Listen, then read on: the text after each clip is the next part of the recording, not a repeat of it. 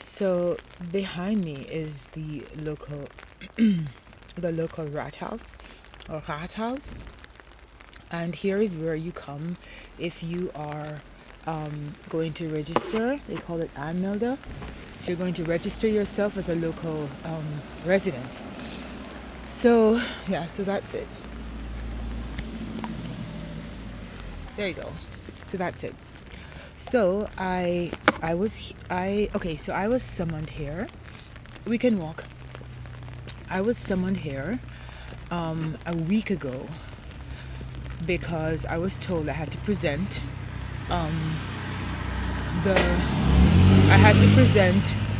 the proof of having sole custody, right, for my for my daughter. And so I came and I took with me the one thing that I always took with me, which was namely her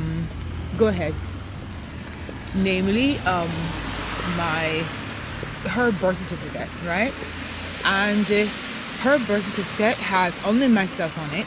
There should be no issue about who else was, supposedly the father, because there is no father on it. Her father was in Germany at the time of her birth, and so he was, according to U.S. law, he's not included on the paper, right? He's not included, and so he's not on it. So there's no father. There's just me. In the past, like I've explained, this has been sufficient with other governments, not just American, but other international governments. And so I presented this and said, this has been enough in the past with other places. This is really like complicated taping. Anyway, this has been sufficient. The sidewalks are so small. Take a look at this. This is like so tiny. A little sliver of walking space they call a sidewalk. This is something completely unrelated, but I wonder how big a sidewalk has to be before it's deemed a sidewalk. Like, how many inches is like a sidewalk before becoming not a sidewalk? Anyway, so like I am saying, I brought with me her birth certificate, and this has always been enough. Now, when I came there, the woman inside, who was normally and usually very nice, and on that day was nice, was her usual self. She upon giving her the ID, the thing, upon giving her the God, it's so hard to see where I'm going. Upon giving her the birth certificate and saying, okay, so this is the birth certificate, this is fine. She said, well, after I said, this is the proof that you asked for. She said, well, no. Let's stop here for a bit. I'll just sit along here. She said, no. She said, no, this is not sufficient. Right? That's much better. She said that my proof. Just open your umbrella so it's, yeah. She said that the proof I was giving was insufficient, right? Over there. Goodness. She said the proof that I was giving was insufficient. And so, hello. And so I was a little bit alarmed because I said, oh, this has always been sufficient elsewhere in the world. Like, this has always been sufficient. And I mentioned the US, but, I knew in the back of my head that this is not just the US. This has been everywhere we've been. TSAs have always, or like the security checkpoints have always accepted despite where we've been. my presenting the birth certificate as sufficient. It's only my name on it, like I said, and there's no need for any ambiguity. There's no like there's not two guys' names on it. There's not one guy's name. There's nobody else's but mine. So it was very peculiar that she should say no. She said, "Oh, this is in Germany." Like this has been a common kind of cliched utterance whenever I've said, "Oh," when I've tried to use common sense and use, of course, my own perspective, but with maybe in an American context. It's the supposition or the assumption is always following that I'm trying to like juxtapose America versus Germany, and that's not what I'm trying to do. I'm just saying, in my experience, in my American experience, this has been okay about something that I assume I can carry over into another culture. Not about everything, but about some things. Some things just make sense. Some things you don't need to, like if I were to compare something that was less law and more, or maybe something, if I were to make a comparison between just like cultural givens or like lawful, instructions, I would be very careful about the type of analogies I'm using, because the law is something very different from the kind of unspoken cultural law or accepted form. Like this is much more up for grabs than is something kind of stipulated by law or by a government. Anyway, so I was never saying, oh, in America, to try to say anything else other than this makes sense to me, but my experience was in America. So like linking my geographic location to the experience. Anyway, so it's always been met with that typical, in Germany, in Germany, it's different. And in Germany, like the whole, I'm not trying to compare America versus Germany here. Anyway, so she said, in Germany, we don't, that's not the case. In Germany, the father can have the sole custody, the mother can have sole custody, or there can be joint custody. In which case, and she said, and no matter what these cases, the father's approval is always needed. Now, I don't know if this is a law. I'm just being told this. She said the father's permission is always needed. And I'm thinking to myself, that sounds odd. What if the father is a nutcase? What if the father is someone who's gonna, threaten my security and the child's security? I mean, I'm sure these things are not just native to America alone, but she made it sound as if no matter what, the father always had a say. And I was just like, oh, okay. So, of course, I'm in a government office. I don't want to get on the wrong side. She's like, look, it's a one-man department, right? So I'm not going to, get on her bad side unnecessarily. So I say, oh, okay. And at that point, I feel inside I feel my anxiety starting to rise. I feel very anxious. I'm feeling that her saying that, means that no matter what, I have to succumb to this person who has done nothing but punish me, since I said I wouldn't come here, right, the first time. Nothing but punish me, nothing but punitive, stonewalling, ignoring. And the fact that he said, when I first spoke to him, oh, I've only ignored you. This is such an offensive thing because he's not just effectively ignored me. He has hurt his daughter. He has prevented her from eating as quickly as she could have, if he were to have given me help. I had to find help, ask the government to help me.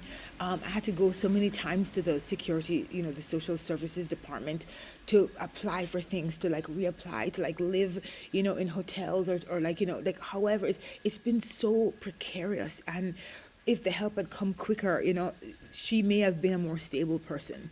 Who knows, right?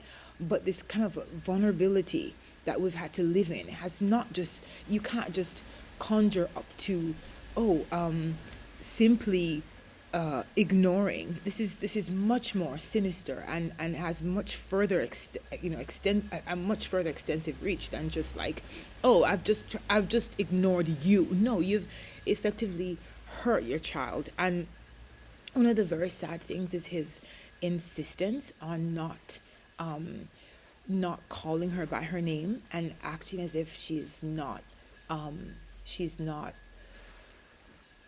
live human being, not acting as if she's not feeling and is not human. Never has mentioned, well, actually did mention her name, but only like most, only if like at absolute, out of absolute necessity, like and I think almost like off guard, like he may have said it not intending to say it, right?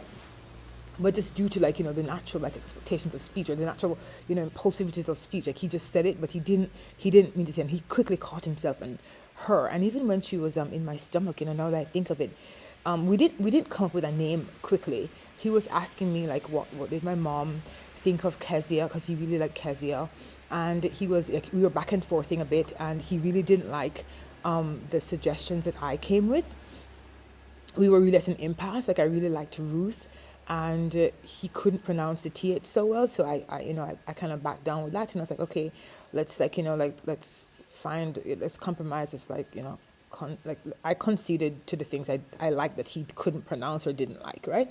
And he just never came up with a name. He just never like said something that was like, oh, okay, this instead, right?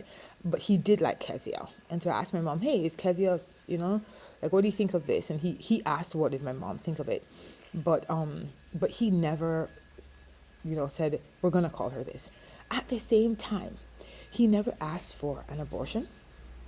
He never asked me to, he never voiced the idea or the feeling that he didn't think the child was his. Never, not once. To, au contraire, he actually was sleeping with me a lot more, actively, refusing to, let me, exist without, appearing beside me, just, appearing. I never had to tell him where I was. I never had to, say, I'm in this location, or this, or I'm over here, or, messaging him, or, sharing my location. I don't know if that feature was available at the time, though.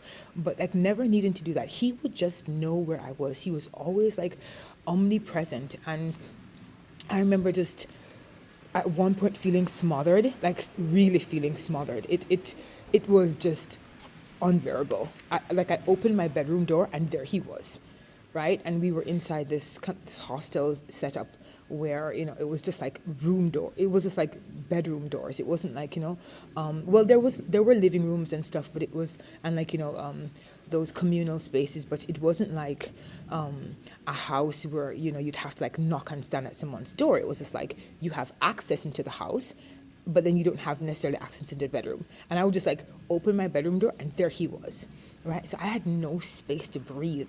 And this person goes from this to now acting as if his daughter doesn't exist, to acting as if, he was never a willing father, and the sharp, for me, because I have not only kept receipts of and documented partially the through a blog the sequence of events, but in my mind it was far more it really had stayed and crystallized and fermented the sequence of events of things. And for him, it seemed because he changed physical geography or for physical location, he just tried to build up this false narrative, this fake false existence that none of my evidence corroborates, and tried to just and not just my evidence, but things he sent me, things that I collected that he sent me through email, through text. It just doesn't, it's incongruous, and it's shocking. And so it's just really hard for me to have to stand in that. It was really hard for me to have to stand in that office and hear that this person who was effectively denying the existence of my child through his speech and through language and in every way he possibly could. I remember I was at school, and we were running to school in the morning because we were a little bit late, and then my daughter started to complain that her heart was hurting her. And when she said her heart was hurting her, I flipped. I was immediately very just overcome and overwhelmed.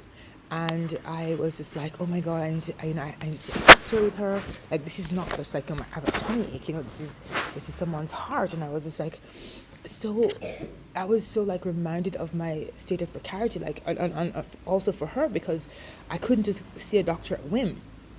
We did have insurance, but I had to also pay out of pocket, and I didn't know what test they would further require. And I was like, oh my goodness, how do I do this? And I immediately wrote him and said, hey, she needs to see a doctor. Can we speeden up this thing? If even like I don't think I asked him this at the time, but one of the attempts I made to reason with him was, let us you can declare her to be your daughter, and then we can go to do the DNA testing. It's not as if it's not obvious. Like, it's very obvious. It's very obvious she's his daughter. She looks like him. She has the same like depression in her chest cavity that he has. That he said made him like he was like really conscious of it, right? And he always said to me, "Oh, I hate this weird dip in my chest," right? And so it's not like she inherited the same exact thing, and the same like body frame, the same kind of buttocks, the same like so many things, the same like muscular, the same so he's ectomorph and she's also an ectomorph, right? So the same musculoskeletal like frame, like everything, right? Well, not everything, but it's so obvious. The hair, so much things, so many things, and this person was trying to like who was denying our child, was now going to like no. Her verbiage just made it sound as if, and this is what she was saying, right? She was saying that she needed to confirm with him that we were in a place where he wanted us to be, like being in was something that he wanted. And his name is not on the certificate. His name is not on the certificate. And I was just stumped as to how this government works, because these are the representatives, right? And the conjecture, or the kind of classic saying is that, in places like Jamaica and in places, in far-flung regions of the world, people are more like stupid. And, in these advanced economies, people are so much smarter and things are together and shit, right? Absolutely not. My experience was that people here have a very similar lack of training, lack of common sense that in these other places that they criticize and condemn. So here was a woman telling me that a man whose name was not on the birth certificate, she's a government representative, she's telling me that the name that was not on the birth certificate, because I said, oh, he is her dad.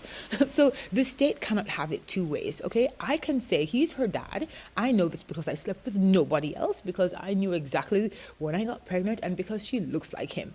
There's too much mounted evidence that she is his. I can make this claim, right? I can make this claim. However, the state cannot tell me I'm not a legal or accepted here. I'm not a legal resident. When we went to Freiburg and we tried to have the Jugendamt representative basically reach out to him and just reason with him using the state, this kind of state email saying, hey, there's a claim being made here that you parent a child. Would you appear for DNA testing? It's called Vaterschaftstesting, right? Would you appear for this? Would you be willing to? And if he can say, oh, this is nonsense. I never saw someone in my life. You could put a Donald Trump. He could do whatever the heck he wants to do. The point is, they refused to help me. They didn't even give me the direction to go in. Okay, they didn't even say, okay, go to the family court and launch your, complaint or make your case, at the family court. Nothing. Where they sent me to, the Berliner Allee, those people sent me back to them. So it was just like, and they gave me the number. So when I was walking back, I was like, guys, I was at the Landratsamt, and I said, guys, this number is the exact same number that sent me here. These people are the same people that sent me here. And I call the number, and the one on the other line says, oh, no, you need to go to the Landratsamt. And I'm just like, I am here. And so I turn back and I go inside and I say, hey, the person on the other end of the line is saying I need to return back to you guys. So why don't you just settle this right here? Because clearly there's like a circle of finger pointing, right? And I'm just like the dummy going around and around. Please, let's have some clarity. And it ended up, I was waiting for so long, close to 2 hours, that I had to leave because I had to pick up my daughter from school. And so I left, right? I left and I gave them my email and I was like, please email me. They didn't even ask me for my email. What I got were condemnatory looks. So first they were like super like warm and nice. Oh, let's greet this woman and ask her what she wants. The minute that what I wanted was something clearly above their heads, they turned around, tried to like, you know, look critically at me as if I did something wrong. I was even asked why I didn't have his address. Why don't you have his address? Why don't you have his residential address? And I'm like, okay, well, I have his email, I have his phone number, and I have his work address. Do you want to reach out to any of those places? And there was like these kind of confused looks, and then there they were speaking in German, right? And then not translating for me, right? So here was I on the periphery, on the outskirts, just never understanding what was kept in a state of opacity, right? Kept in a state of like, of opacity, like not being made to know what was happening. And they spoke at length among themselves. And then for me, they spoke to like for like 30 seconds to a minute, at most to a minute. So it was very unfair because I was the one coming, presenting with the problem, saying, hey, this is something I have. This is a German citizen who's being denied her, her rights. And it was, I was being treated as if, oh, look at you not knowing who the father of your child is. Kind of like that, right? Like, look at you, because I knew who the father of my child was, but the idea was like, their stance was like, what did you do for him to like not want to, involve you? That was the look I was getting. It was like a kind of critical, like, what's amiss here? We've never encountered this, and it's your fault. It's your fault because you did something because this is, she even said to me, this is completely, unreasonable that he wouldn't want to give you his address. You're telling me? I know that already. That's why I'm here. Just give me a direction so I can take it. Give me some direction so I can take it. And so back again I went to the Jugendamt, right? This time armed with a friend who played translator, right? And still nothing. And they didn't even like say to her, this is recourse that she can take because she's, as an American citizen.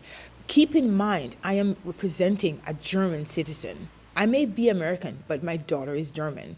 And so even the kind of like the help that you would expect from the government to recognize its own, right? But no, she's illegitimate as far as they're concerned, right? If the father doesn't like come up front and be like, hey, that's my kid and I'm gonna like, and he's not willing, the government is also mirroring the father's actions. So this is patriarchal work, it's kind of like through the man once again, through the man. The obvious link is to me as a woman. The obvious link is to me as a woman, as the mother, that yes, this is your child and you, this is undeniable. But where do the responsibilities come in for the man, for the father? At which point the responsibilities for the mother are immediate. They are immediately held biologically to responsibilities that, suck and drain them, the mom. But the dad is like, he can stay 8 years. He can, play around, dodge, hide, for 8 bloody years while I have to pick up the pieces and like work on school and take myself forward with a child strapped to my hip. And it is quite fine for the father to just gallivant on social media. You should see him on the terrace, eating, drinking, laughing, having fun, giving the kind of like the impression that he has not a care in the world, not a responsibility, not a responsibility, that nothing is, amiss, everything is hunky-dory, and he has a child who at times lacked diapers, right? Who was, I was made fun of one time by this girl who I asked to get me some diapers while I was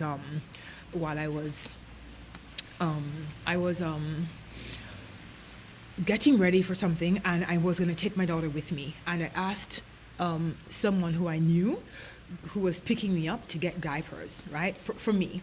And this person ridiculed me later and said, you don't even have diapers for your kid. And I never forget the feeling I had, being told that, when the relationship went sour, being told this. and how hurtful it was, because yeah, it was the obvious truth, but at the same time, it was it was so wrong. It didn't have to be the case, like, I mean, and it's just diapers, it's like not even a lot of money, but yeah, times have been that hard. When I was starting out, times have been absolutely tough and unforgiving to me, and just,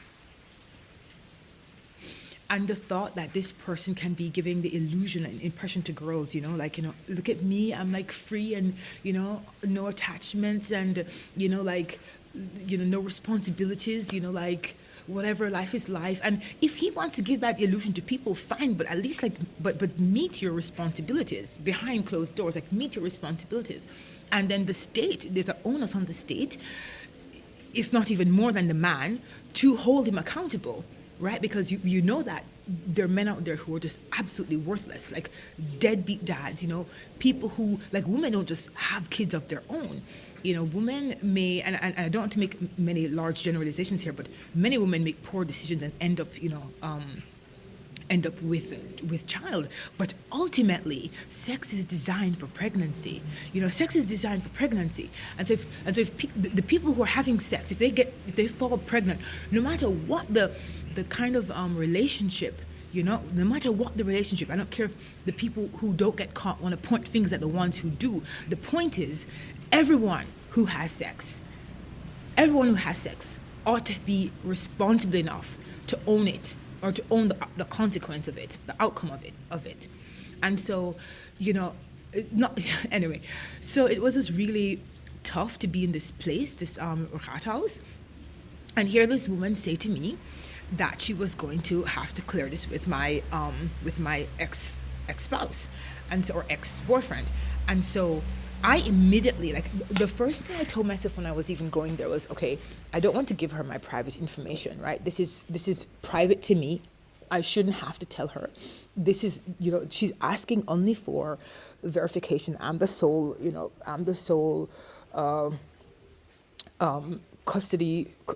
custodian, right? I don't need to, like, give her any more information.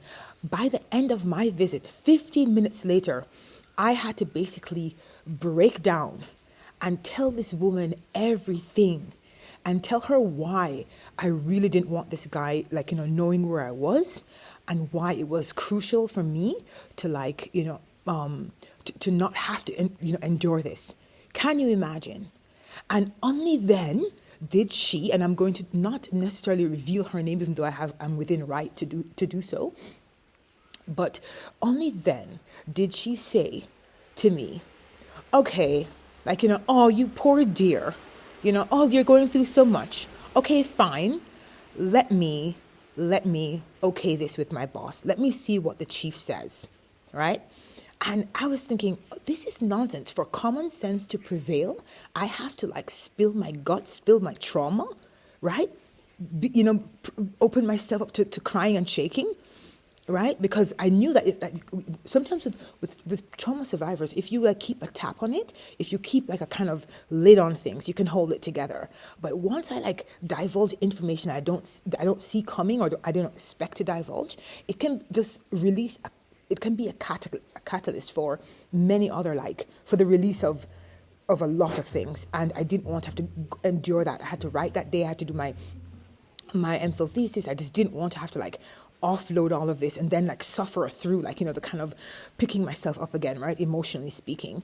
And so I didn't want to have to suffer through this, and I had to. In the end, I told this woman, this is what's happening to me, this is what's happening, and is there any way around this? And then she's like, oh, you poor thing, sob story. So, okay, fine, I'll do something about it. Should not under any way come to that. Should absolutely not.